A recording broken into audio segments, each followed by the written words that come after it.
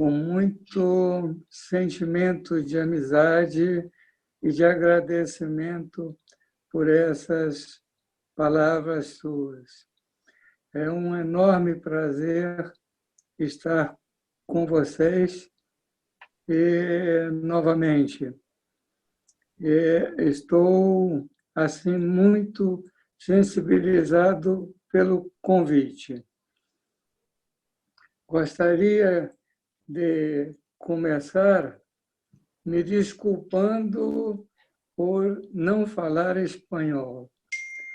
Me lembro bem de uma viagem que eu fiz a um congresso no Rio Grande do Sul, em que sentei no avião juntamente com Gilles François. Ele era a primeira figura da oftalmologia mundial, presidente da Sociedade Mundial de Oftalmologia.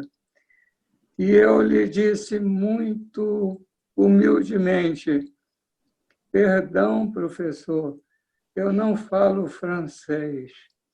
Aí ele disse assim: não se preocupe, eu também não falo português, mas nos entendemos bem durante a viagem. E assim nós vamos nos entender bem durante essa palestra. Vou iniciar contando a vocês que eu comecei a plástica ocular em 1966, nesse serviço da Faculdade Federal de Minas Gerais. É nesse tempo em que começamos esse departamento, não se colocava implantes no Brasil. Muito poucos, muito raros pacientes operados no exterior, sobretudo na Europa, apresentavam-se uns resultados muito bons. Mas a grande maioria, eram cerca de 12%, quase 12%, de pacientes com cavidades anoftálmicas sem implantes no nosso ambulatório. Era muita gente sofrida, muita gente com deformidades as mais variadas, fruto das cirurgias que não colocavam implante. E nós começamos, então, a levantar essa bandeira e começar a fazer as eviscerações, enucleações e restaurações dessas cavidades, colocando o implante dentro da órbita. Foi, então, assim que nós começamos, aqui no Brasil, 80 anos depois que o Miles publicou o trabalho dele, mostrando os resultados com a esfera de vidro dentro da cavidade escleral. Mas, a seguir, muito tempo, sobretudo nas décadas da Segunda Guerra Mundial, muito foi feito para encontrar um substituto para a esfera de Miles, mas a única coisa que foi feita foi aplaudi-la, usá-la com outro material de PMMA.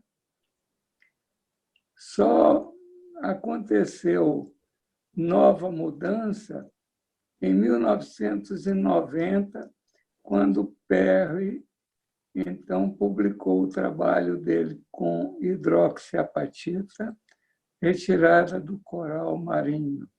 E, dando início, assim, a época dos implantes ditos porosos ou integráveis. Tudo mudou, porque a cirurgia de evisceração e enucleação, que era uma cirurgia barata,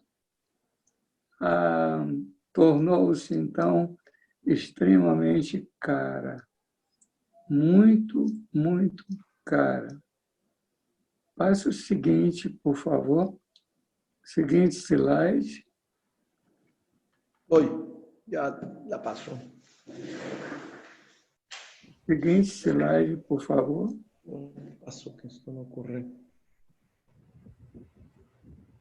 Epa, un segundo. Doctor, la votación. Ya nos toca para después, ¿viste? No lo hicimos. Okay. No me quiere correr la charla. ¿Por qué? Presiona las teclas page up o page down. Ok. Nessa palestra, nós vamos tratar dos seguintes itens, que são indispensáveis para que nós tenhamos um bom resultado estético e funcional. Vamos tratar do volume, dos movimentos, da lubrificação da cavidade, do piscar, das próteses e da psicologia do paciente. Seguinte.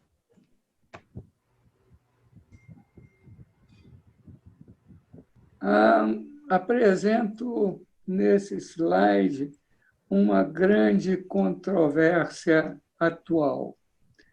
Onde colocar o implante? Na órbita anterior ou na órbita posterior? Desde o início da minha vida, sempre fui simpático e partidário de colocar o implante aonde ele foi criado, na órbita anterior, substituindo o globo ocular perdido em forma e volume. Observem que a substituição do globo ocular é, na realidade, para a minha conduta, uma substituição em favor da natureza, em lugar, forma e volume. E, por isso, eu os coloco na órbita anterior. Por quê? Porque é ponto pacífico, não é controvérsia, que as eviscerações dão os melhores resultados estéticos e funcionais. É uma cirurgia de fácil execução e substitui perfeitamente o conteúdo ocular, mantendo as mesmas inter-relações entre os diversos tecidos orbitários e apresenta resultados duradouros. Eu vou apresentar para vocês isso.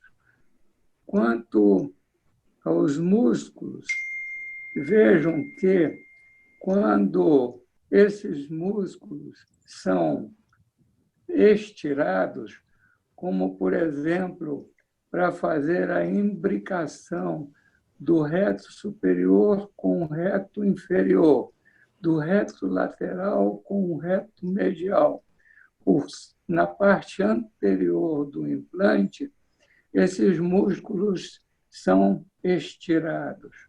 Ou, quando o implante é colocado no fundo da órbita, esses músculos são encurtados e não fixados ao implante.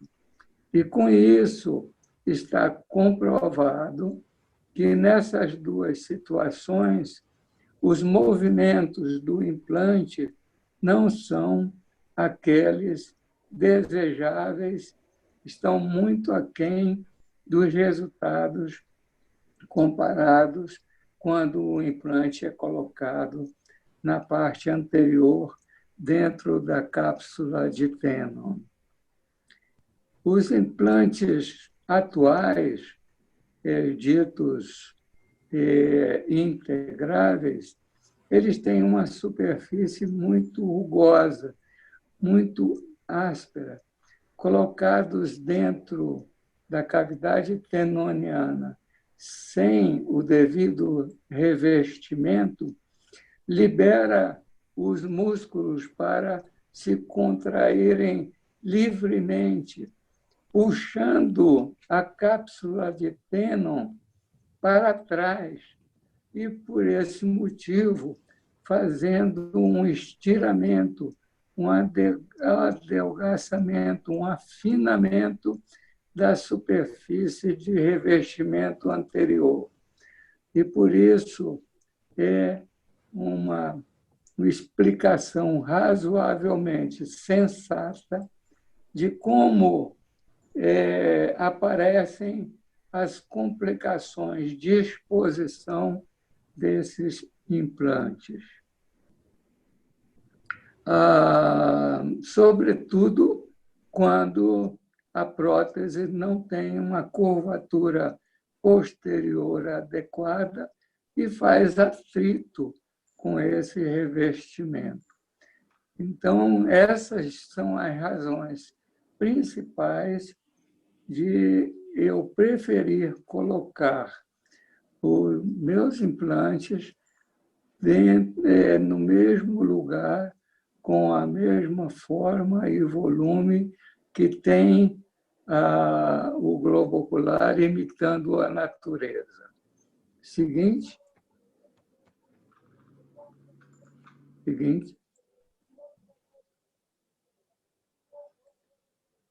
Então, quanto ao volume, o ideal é nós colocarmos um implante que represente 80% do volume total a ser reconstituído, porque os outros 20% são reservados à colocação da prótese.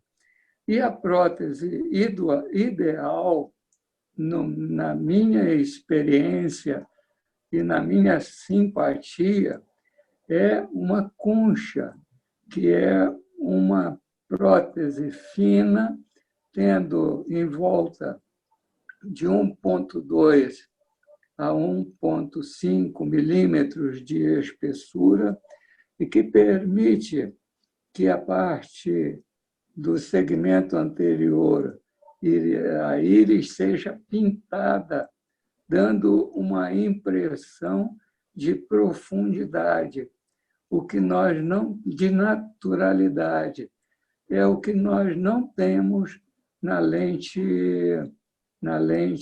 pintada, que é muito mais fina e a pintura fica muito plana. Então, a esfera ideal é a de 18 milímetros, que ocupa, junto com a esclera, seja do próprio paciente, seja um enxerto de banco de olhos. Com isso, perfaz os 5 centímetros cúbicos que nós pretendemos devolver a essa órbita. Nesses slides do paciente, vocês veem uma evisceração com conservação da córnea, com uma evolução de cerca de 4 anos a 5, com os fórnices perfeitos, com a superfície anterior perfeita, usando uma concha que confere à fisionomia desse paciente uma fisionomia natural. Seguinte.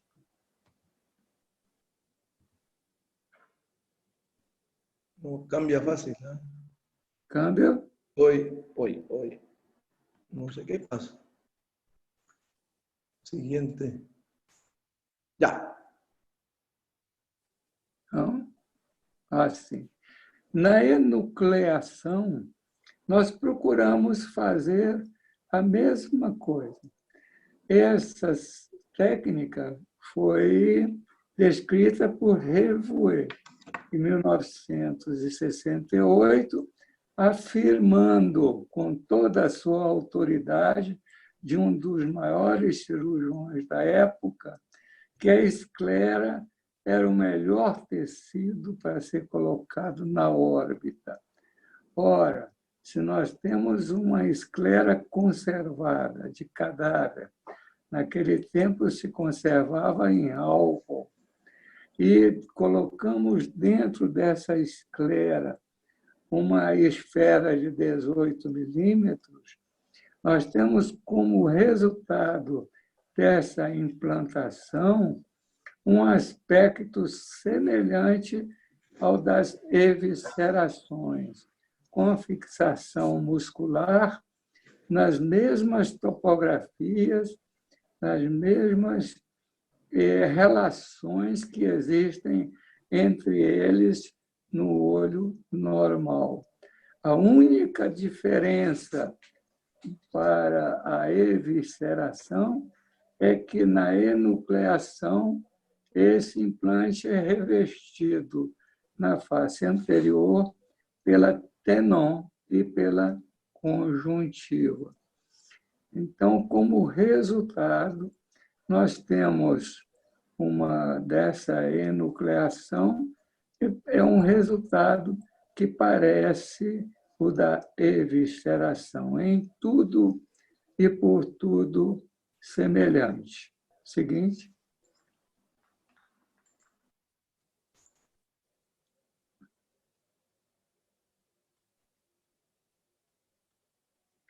Este é um resultado dos argumentos, uma prova do que eu estou falando para vocês.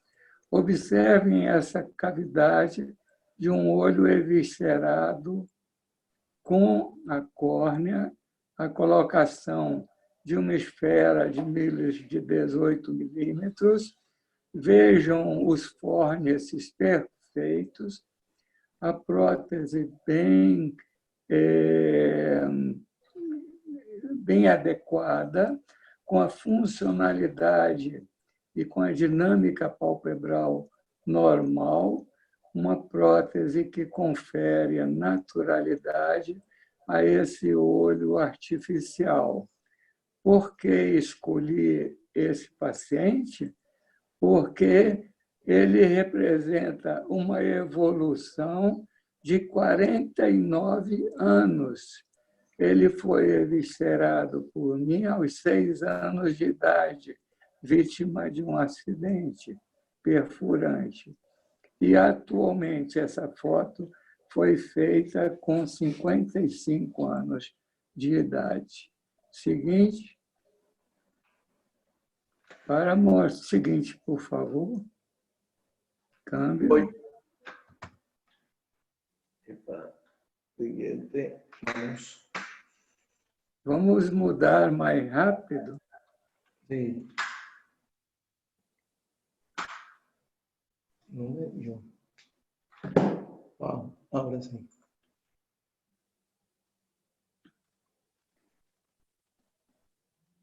Bom, esse é um estudo que nós fizemos e publicamos em 1991 na revista Orbit, e que foi a minha tese de doutoramento sobre a importância dos movimentos e da funcionalidade do implante na prevenção de um dos maiores pavores que nós temos quando tratamos de cavidades retraídas, quando nós tratamos das retrações de cavidade. Que importância tem a mobilidade do implante na prevenção dessa complicação. Nós estudamos 820 pacientes distribuídos em óleos inestéticos, em óleos eviscerados com implante, óleos enucleados com implante, e no grupo D, os pacientes com cavidade enucleada sem implante, reconstruídas secundariamente. Um follow-up médio de 14 anos. Seguinte.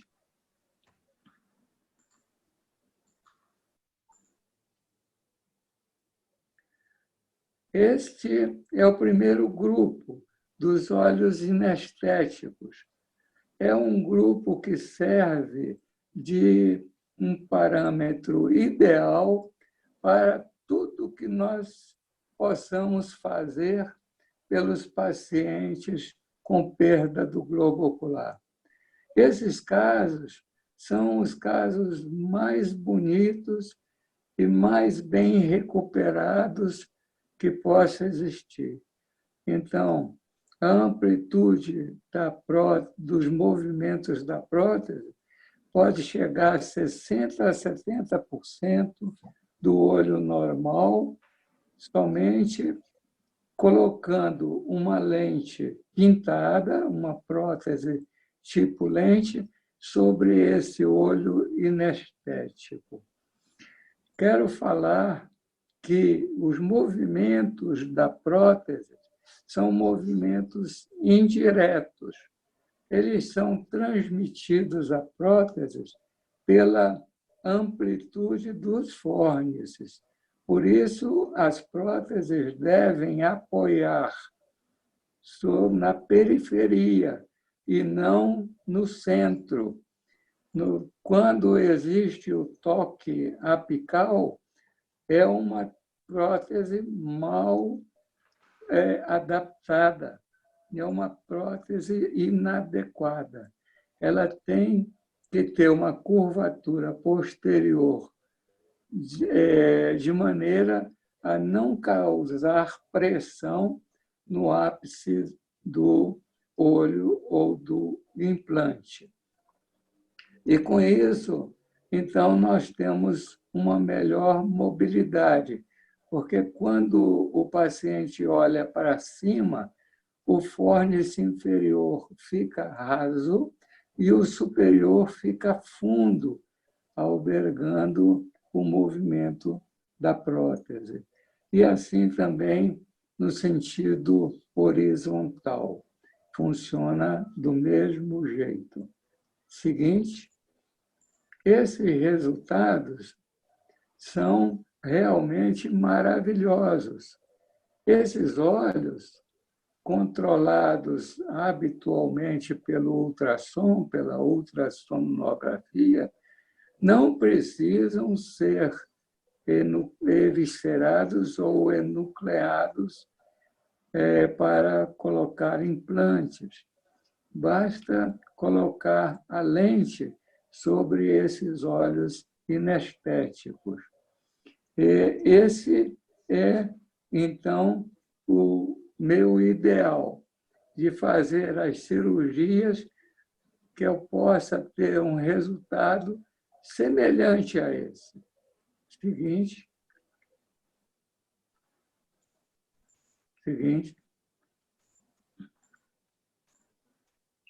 Seguinte, por favor. Não, voltou. Viu? Bom, então, o segundo grupo é o dos pacientes que fizeram a evisceração. Então, vocês já viram que nós preferimos, quando possível, conservar a córnea e colocar uma esfera de 18 milímetros. Nunca suturar a esclera sobre tensão.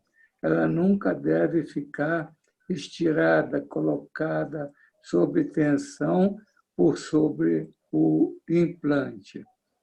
E, nesses casos, nós tivemos também o mesmo resultados no decorrer dos anos, desses 20 anos de estudo, nós tivemos os mesmos resultados, estatisticamente falando, dos pacientes do grupo A. Seguinte. Essa é uma ilustração também do grupo B, paciente eviscerado com implante de milhas de 18 milímetros. Verificar a movimentação, a motilidade da prótese. Seguinte, é bastante natural. Seguinte. E aqui, o grupo C da enucleação. Verifiquem, então, que a colocação do implante da esfera recoberta pela esclera com a córnea promove os mesmos resultados de uma evisceração com recobrimento conjuntival. Chamo a atenção para esse slide que está com a seta azul, mostrando que devemos fechar, cerrar o buraco que se forma quando seccionamos o nervo óptico. Esse buraco que fica na cavidade tenoniana deve ser fechado, porque os músculos reinseridos no implante vão tracionar esse implante para trás, fazendo com que o implante migre para o cone orbitário através desse buraco, justificando assim os inúmeros casos de enoftalmia e afundamentos da pálpebra superior nesses casos. Estamos muito acostumados a ver esse tipo de complicação. O implante tem que ficar dentro da cavidade tenoniana cerrada, fechada, a fim de que continue a ficar em sua topografia normal. Seguinte.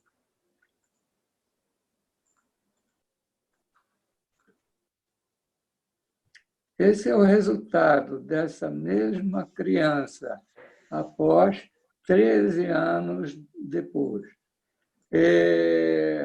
Olhem que o coto do implante permanece com as mesmas características após esse tempo, com os fórnices bem formados, sem afundamento palpebral superior, complementado apenas com uma prótese tipo concha fina. Seguinte.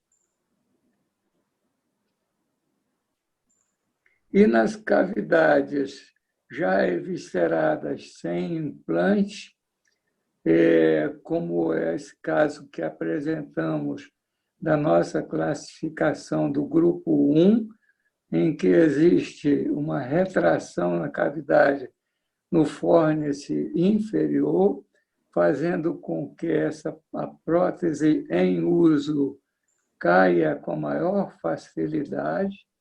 É muito incômodo esse tipo de cavidade do grupo 1, porque não tem segurança na prótese. O fórnice inferior vira um verdadeiro tobogã, e, com isso, nós temos que reconstruir essa cavidade conforme apresentado o perfil aí no desenho, buscando a conjuntiva do fórnice superior, que é em excesso, tracioná-la e aprofundar o fórnice inferior, conforme vocês veem no desenho, com uma sutura de tração. Essa é uma técnica de um resultado maravilhoso e que também estudado conjuntamente com os óleos eviscerados e nucleados e com os óleos inestéticos, no decorrer do prazo estudado, se comportaram da mesma maneira, impedindo o progresso do processo retrátil. Seguinte.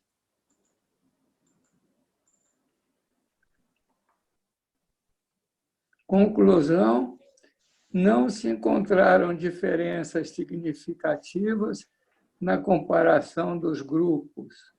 O volume e a mobilidade adequados proporcionam as condições para reabilitar o paciente e proteger a cavidade do processo retrátil.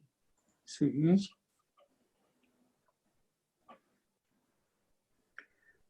E, como eu contei para vocês, em 1990 surgiram os implantes ditos porosos, os implantes integráveis, que um ano depois deram razão para se tentar colocar um pino de acoplamento entre o implante e a prótese, sempre com o objetivo de melhorar os movimentos da prótese e a naturalidade do olhar assim simétricos. Isso, então, desencadeou uma verdadeira corrida no mundo inteiro para a execução dessa técnica, mas, com o tempo, com o passar de menos de uma década, se produziram complicações que atualmente colocaram esse tipo de técnica em desuso, somente feita em raras ocasiões, em raros pacientes. Poucos cirurgiões ainda usam ocasionalmente esse acoplamento entre o implante e a prótese. Atualmente, esses implantes são completamente sepultados. Seguinte. Na realidade, esses são alguns exemplos de complicações. Notem bem, no primeiro slide com o pino, vocês veem o que eu estava falando para vocês, que os músculos retos puxam a cápsula de Tenon para trás e promovem um adelgaçamento da superfície anterior do implante, que favorece a exulceração e as exposições causadas também pelo atrito das próteses.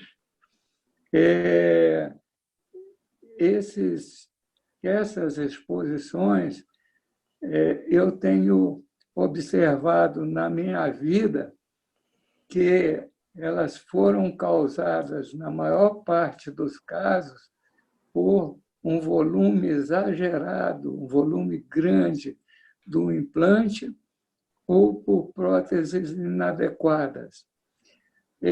Também por infecções. E não é raro que nós tenhamos casos de problemas com o implante, como dor, inflamação e intolerância à prótese e um quadro clínico rico em processos inflamatórios orbitários causados por infecção de vizinhança, particularmente as sinusites.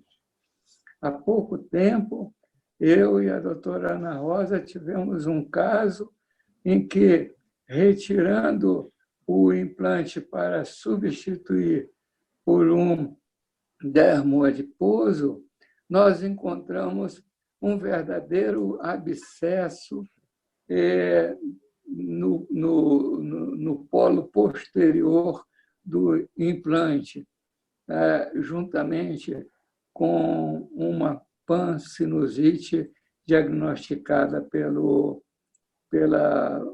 raio-x, pela tomografia computarizada.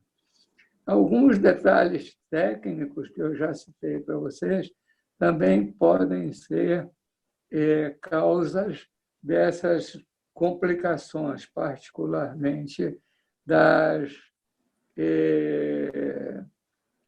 exposições. Eu já citei para vocês os recobrimentos dos implantes com a conjuntiva e tenon sob muita tensão, sob muito estiramento. Essas são causas técnicas de exposição tardia. Eu afianço para vocês, lhe dou o meu testemunho de que com 53, quase 54 anos de vida profissional, eu nunca vi sobreviver nenhum implante orbitário que tenha qualquer contato com o meio exterior. Seguinte. E sobre a lágrima? Talvez eu diga que isso é uma observação recente, talvez de uns 10 anos para cá. É que a lubrificação está intimamente relacionada com a patogênese da retração da cavidade. Por quê? Porque a produção de lágrimas insuficiente, a falta de lubrificação, leva a um sofrimento epitelial, como acontece nos casos de olhos secos, da síndrome de Sjögren.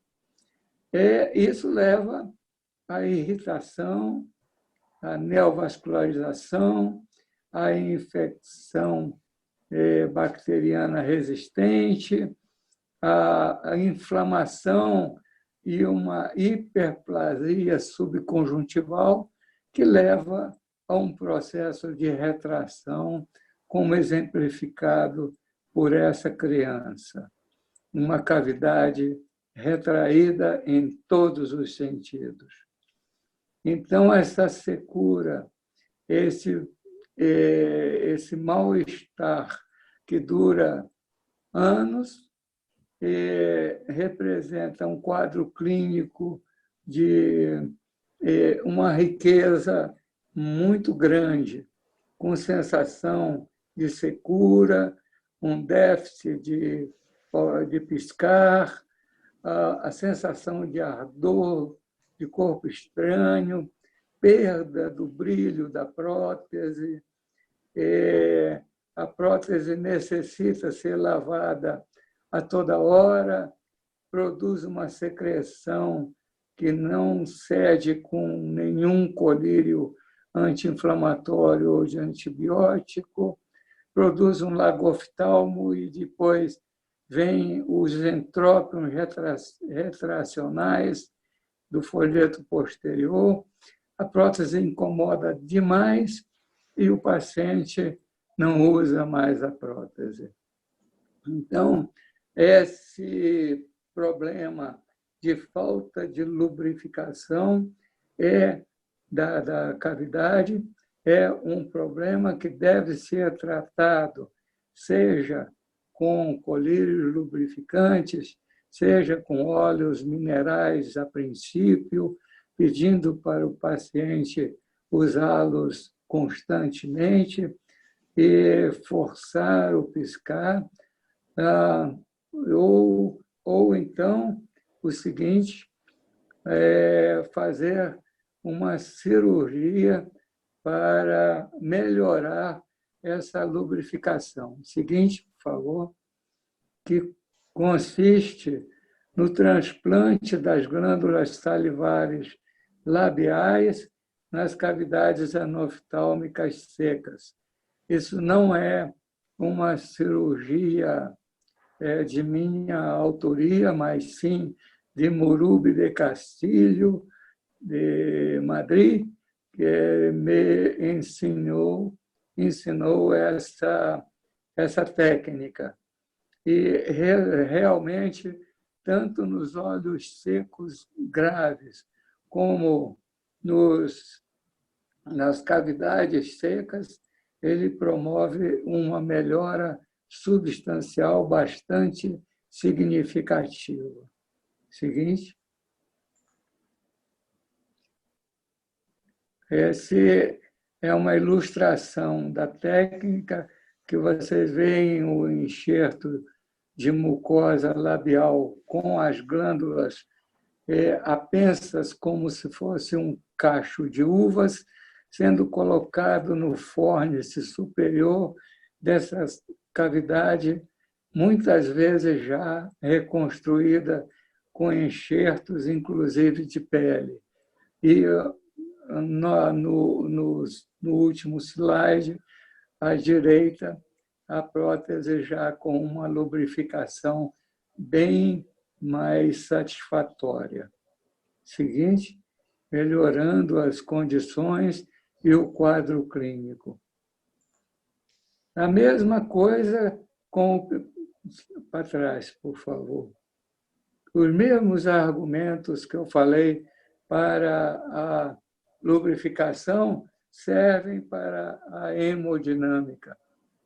Quem adapta prótese, quem faz prótese, e eu faço isso, eu adapto a prótese, eu só não manufaturo a prótese, mas as próteses dos meus pacientes são feitas com o modelo que eu quero, que eu faço, que eu mando para a fábrica fazer ao meu gosto.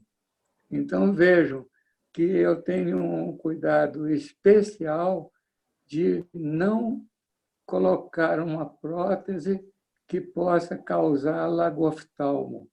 As pálpebras têm que ocluir, o paciente tem que piscar exatamente como uma pessoa normal. E a hidrodinâmica palpebral tem que funcionar naturalmente,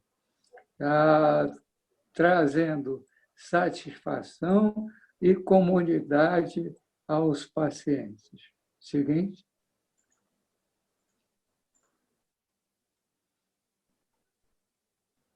E aí vem a arte de adaptar a prótese, de escolher um modelo com a curvatura adequada, com a espessura adequada, centralizar a pintura, escolher a cor da íris, o tamanho da córnea, a cor do limbo e tudo o que for necessário para se manufaturar uma prótese que imite, que seja bem semelhante ao olho normal. Então, nós temos 3 tipos básicos de prótese. A lente escleral, que é muito fina, 1 milímetro a 1,2, a concha, que vai de 1,3 até 2 milímetros, que é utilizada nas cavidades com evisceração feita sem a córnea, portanto, com uma esfera menor, usualmente de 16 milímetros, e recobertas com a esclera, recobertas com a tenon, recobertas com a conjuntiva. Da mesma maneira como na enucleação ou na reconstrução de cavidades já sem implantes. E temos as próteses, que são próteses grossas, pesadas, que causam deformidades de alongamento da borda palpebral inferior, de flacidez da pálpebra inferior. Nunca essas próteses conformam bem o afundamento da pálpebra superior. O ideal é reconstruir essas cavidades com um implante secundário, usualmente dermoadiposo. Seguinte. Mais uma vez, mostrando para vocês que a enoftalmia do implante, de cerca de 20%, é o ideal, é o que promove os melhores resultados. Um implante grande faz com que a prótese pareça exoftálmica, não natural. Um olho espantado, um olho grande, que não dá naturalidade à fisionomia do paciente. A enoftalmia pequena, seja do olho anestético, seja do olho operado, com o implante, resulta sempre em uma satisfação melhor, tanto do protético quanto do paciente. Seguinte.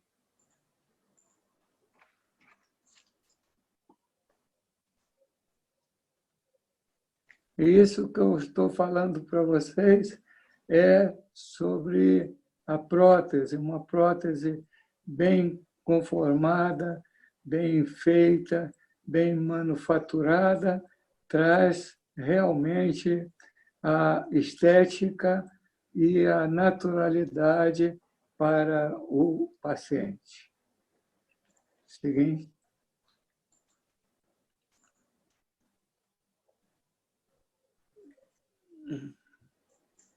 Esse sorriso traduz tudo. Esse sorriso nos dá toda a satisfação de ter tido um resultado bom, uma recuperação, uma reabilitação do paciente. Nesse caso ilustrativo, de uma cavidade reconstruída com um dermoadiposo. Seguinte.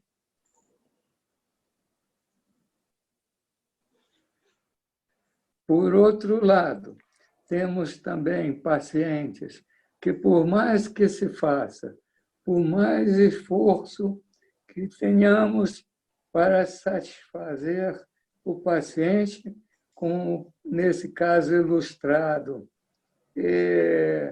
de um jovem que sofreu um acidente de carro, acidente automobilístico, e eu fiz 5 cirurgias nele, de reconstrução de órbita, de cavidade, de pálpebras, e, a meu ver, com um resultado muito bom, mas o paciente é sempre insatisfeito, inconformado, exigindo mais e mais. Como o Dr. Monastérios, um grande cirurgião plástico de México, mostrou em um congresso um paciente que ele reconstruiu 11 vezes e que ele achava que estava muito bem, mas encontrou o paciente deambulando na rua com uma venda de pirata, escondendo o seu trabalho.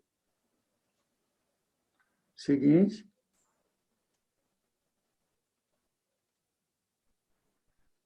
E os implantes que nós temos? Nós temos o Porex, atualmente de maior uso, mas estão surgindo outros materiais. Tem um de alumínio que está sendo fabricado e usado nos Estados Unidos, é citado por Jordan há pouco tempo em um trabalho, dando também excelentes resultados. Mas eu não tenho experiência com esse novo material, nem sei o quanto ele está custando. Mas o fato é que esses implantes porosos, tipo Porex, hidroxiapatita e outros, são extremamente caros. A esfera de Miles é baratíssima, e quando vocês viram casos que eu apresentei com resultados muito bons e duradouros, mas atualmente está crescendo a simpatia pelo dermobraço, o dermoadiposo, que está cada vez mais sendo usado não só para evitar o alto custo dos implantes porosos, como também porque ele é um implante muito bom, com ausência quase de complicações quando se tem os cuidados técnicos adequados. Gostaria de falar que essa diferença de colocação de implantes no nosso país é levada principalmente pela proibição pelo nosso órgão regulador de materiais médicos a não usar a esfera de Miles, mas eles autorizam o uso do Porex, uso dos materiais absorvíveis. Eu não sei se falei para vocês que esses materiais porosos, esses materiais que são incorporados, eles são revestidos e penetrados por um tecido fibrovascular que os envolve e promovem essa integração com os tecidos orbitários. Mas isso se faz lentamente. Somente depois de 5 a 6 meses é que está completada essa integração, essa penetração do tecido fibrovascular nas suas porosidades. Seguinte. Então, isso resume o que eu quero dizer, que o custo dos implantes integrados é exorbitante e não há recurso para todos. Temos que praticar uma medicina para os ricos e outra para os pobres. Esse problema existe no mundo desenvolvido e também nos países subdesenvolvidos. A nossa paz interior se pode lograr, se pode obter exercendo uma medicina humanitária, fazendo o melhor para o paciente. Seguinte.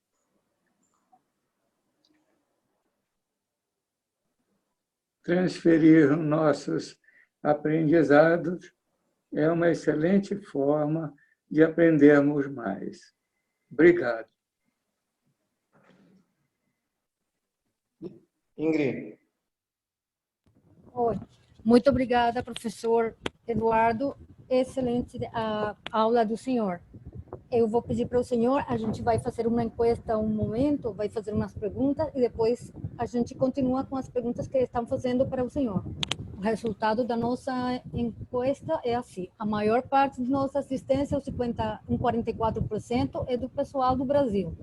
Depois siga o pessoal da Colômbia, temos da Argentina, Chile, Equador, Peru, Espanha, Portugal, Uruguai. Nos alegra que nos estejam acompanhando. Bem-vindo todos. A gente fez uma encuesta perguntando qual era a especialidade do pessoal que assiste à aula. 66% das pessoas que assistem são cirurgião plástico ocular. 8% oftalmologista, temos protesista que está assistindo também a nossa aula e fellows da plástica ocular. Mas a maioria é cirurgião plástico ocular. Tem gente parabenizando o professor, batendo palma para ele no chat e agradecendo o senhor pela aula. Eu é que agradeço. A doutora Ana Rosa fala que é excelente a aula e uma grande alegria receber os ensinamentos do senhor, que é muito inspirador. 40% de nossa assistência é pessoal entre 31 e 40 anos. 27% entre 41 e 50 anos, 18% entre 51 e 60, 8% maior de 61 anos e menos de 30 anos, temos 7% de assistência. A nossa última pergunta era sobre o número de pacientes que têm concavidade anostálmica. 56% tem de 1 a 2 pacientes por mês. 28%, mais de 5 pacientes por mês, e 12% mais do que 10 pacientes. Tem várias perguntas. Uma, se o senhor prefere conservar a córnea sempre ou, às vezes, não preserva a córnea, só quando ela for viável. Sim. Sempre prefiro conservar a córnea. Sempre. Quando o seu tecido está íntegro. Pode ser que haja leucomas ou outras alterações, mas ela deve ter uma espessura normal.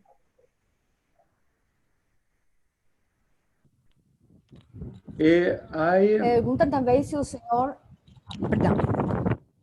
E há também os casos em que há necessidade de fazer um revestimento pela córnea com la tenon e conjuntiva, quando você acha que é necessário aumentar a segurança da superfície anterior do implante. O senhor tem usado alguma vez membrana amniótica para fazer o recobrimento da superfície anterior? Não acredito que seja um bom tecido para recobrir um implante. É muito fino e muito frágil. Obrigada. Tem uma pergunta também acerca das tatuagens. Se o senhor faz tatuagem de córnea em vez de lente escleral? Não, nunca é feito. Não faço. Não tenho experiência com tatuagem. E já vi, pergunta também. Eu já observei algumas, mas não me gusta. Não me gostou o aspecto.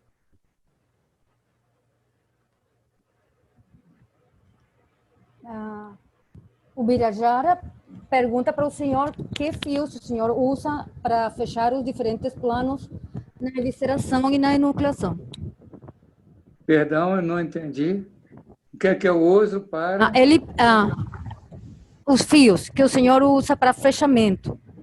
Se faz Sim. evisceração ou faz a enucleação.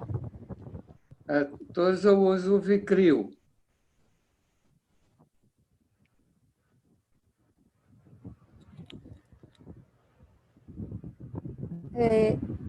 É interessante eu complementar,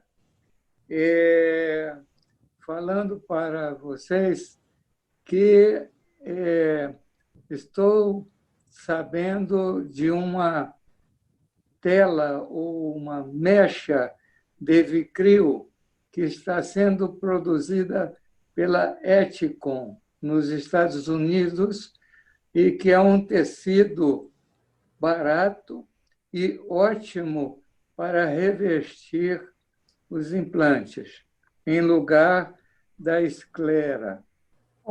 Essa era a próxima pergunta que eu tinha para o senhor. Pergunta também se o senhor, que tipo de implante o senhor prefere? Hoje, eu prefiro dermografo.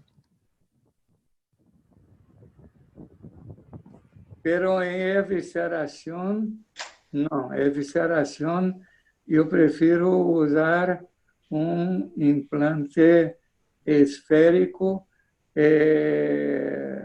poroso. E me pergunta como é que este implante poroso dentro da cavidade escleral vai ser invadido pelo tecido fibrovascular, fazendo janelas, buracos nos 4 quadrantes do fundo da cavidade escleral. No polo posterior, na metade posterior, se fazem buracos, janelas, para haver a penetração do tecido orbitário. A Lilian Moura pergunta para o senhor como é a técnica que o senhor usa para fazer a expansão do fórnice inferior. Para fazer a reconstrução do fórnice inferior. É mesmo. Se eu tenho um excesso de conjuntiva no fórnice superior, eu la disseco subconjuntivalmente e la trago para baixo. La conjuntiva del fórnice inferior, e eu disseco e la uso para revestir o párpado inferior internamente. E traciono la superior para revestir o restante da cavidade. Se não é suficiente, eu ponho um enxerto de mucosa labial no fundo da cavidade, nunca no fórnice. Eu não coloco enxerto no fórnice, sempre procuro colocar no fundo da cavidade.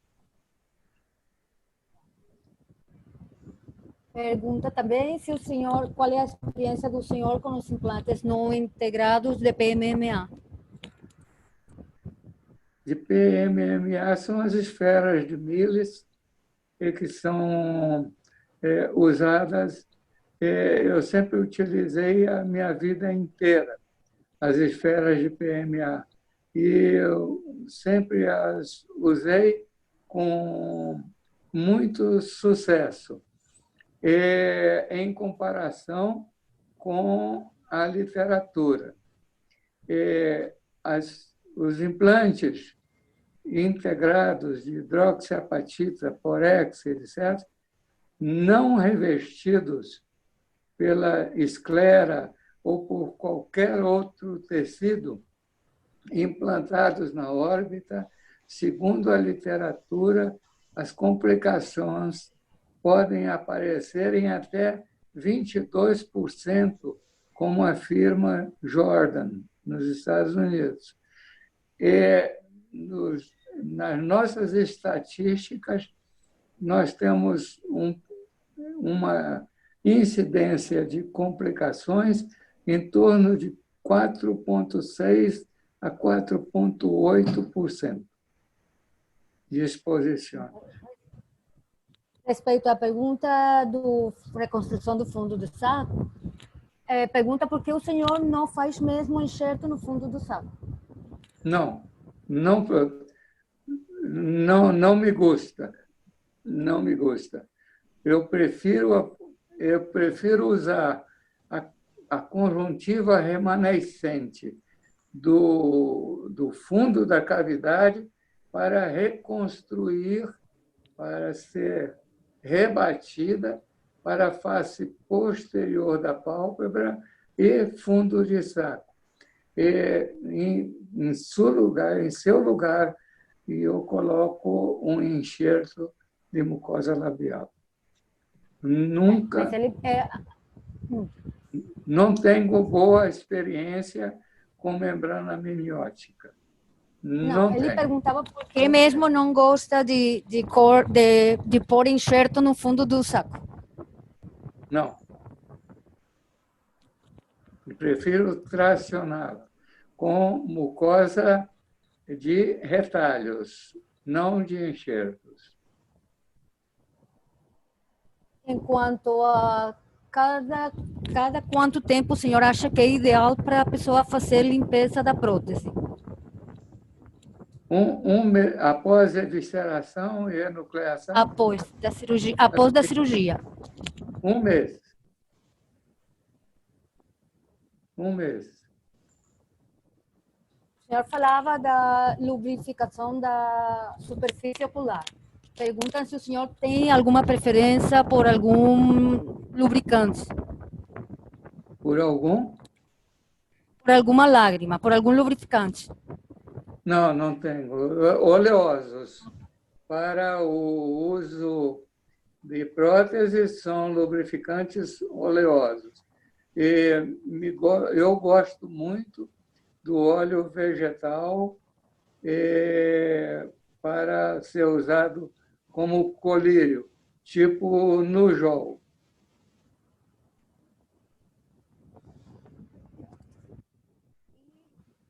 Quando fala do enxerto dermoadiposo, qual é o sítio doador que o senhor prefere? Qual tipo de? O sítio que o senhor prefere para tirar o enxerto quando faz dermograso, dermoadiposo? No culote.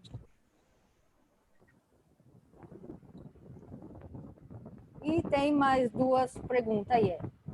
Qual é a sua opinião? Sobre enxerto dermoadiposo, eu gostaria de falar sobre uma experiência que tenho, porque tenho visto complicações com enxerto dermoadiposo de necrose no centro do implante. A derma fica branca e no centro fica como uma úlcera, um tecido amolecido, como se tivesse um tecido necrótico. Isto não é raro, não é raro. O que acontece é que esses casos são colocados implantes com a parte dérmica muito, muito grande. Os vasos periféricos não conseguem chegar no centro do implante. e então não tem vascularização. A derma não pode ser removida mais do que 10 milímetros. O ideal é 8 milímetros, é o ideal da largura, da altura da elipse de derma. E outra coisa é suturar a conjuntiva, a mucosa conjuntival, sobre a derme e não junto da derme. A conjuntiva cavalga em cima para ela poder caminhar e epitelizar a derma. É um pós-operatório muito mais cômodo e rápido, com muito maior segurança. Aí tem outra pergunta aí. Se o senhor tem uma exposição completa de uma prótese de Borex, o senhor retira se tem infecção ou o senhor retira mesmo não tendo nenhum processo infeccioso? Bom, uma exposição de um implante poroso, seja ele poroso ou não, seja ele integrado ou não, se tiver uma exposição, com certeza, mais dias, menos dias, esse implante vai ser expulso. Como podemos evitar essa expulsão? Podemos recobri-lo. Recobri-lo com o quê? Com um tecido bem robusto, bem seguro, bem duro, como uma cartilagem. Por exemplo, se a exposição é grande, a exposição de cerca de 8, 10 milímetros de diâmetro, eu tiro a cartilagem auricular, coloco em cima e faço retalhos ou de tração ou pediculados de tenon e conjuntiva para recobrir essa cartilagem e assim obter um recobrimento do implante, desde que ele não tenha sinais de infecção. Bom, se a exposição é pequena, adoro fazer o transplante tarso-conjuntival, é uma raquete de tarso e conjuntiva pediculada no fórnice lateral ou no fórnice medial, e com isso tampar o buraco. Essa técnica foi idealizada por um cirurgião uruguaio, corneólogo. Ele idealizou essa técnica para ocluir úlceras perfuradas na córnea. E, com isso, essa técnica, ele salvou muitos olhos de panoftalmites ou de perda do globo ocular, levando esse retalho tarso-conjuntival para recobrir a úlcera. E muito ricamente vascularizado. Chama técnica de Rodrigues Barrios. Tem mais uma pergunta, professor. Se tiver infecção, você retira o implante e coloca o dermoadiposo depois ou na mesma hora, com o tratamento anti-inflamatório e antibiótico, há uma possibilidade muito grande desse implante dermoadiposo pegar muito bem, ser bem aceito. E se o senhor faz o cálculo do tamanho do implante no intraoperatório, ou o senhor faz a regra do usar o comprimento axial ocular, menos 2 milímetros?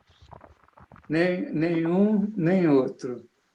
Eu já tenho o volume da esfera de 18 milímetros e já tenho o volume da esclera conservada. Então, se é um olho normal, que eu vou reconstruir, vou substituí-lo, o uso da esfera de 18 milímetros é muito suficiente. Para fazer uma medida certa, a meu ver, seria muito melhor fazer a medida do diâmetro axial do olho normal e não do olho que vai eviscerar ou enuclear, porque ele pode estar hipotrofiado ou pode estar hipertrofiado buftálmico. Então, seria melhor, como parâmetro, usar o olho normal para medir o volume do implante.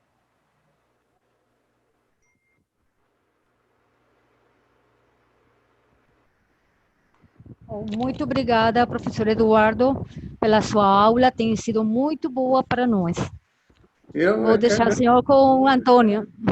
Eu agradeço a oportunidade, em especial, um abraço muito carinhoso a todos e ao Antônio, de joelhos, os meus agradecimentos. Doctor Eduardo, ha sido un gusto tenerlo acá con nosotros, tan cerca, y escuchar toda su trayectoria, sus enseñanzas, su sabiduría en esta parte tan difícil de la oculoplástica. La doctora Jennifer se va a despedir, le va a dar las gracias y yo le mando un abrazo muy grande de toda la comunidad que estuvo hoy escuchándolo. Siempre agradecido con usted. Gracias. Obrigado. Doctor Suárez, muchísimas gracias. Realmente su experiencia no tiene nombre, es decir, yo creo que todos los asistentes hemos aprendido mucho a pesar del tiempo que llevemos trabajando. Es invaluable todo su conocimiento, de verdad que nos sentimos honrados con su presencia. Y nada, desearle un muy feliz día y darle las gracias a todos los participantes.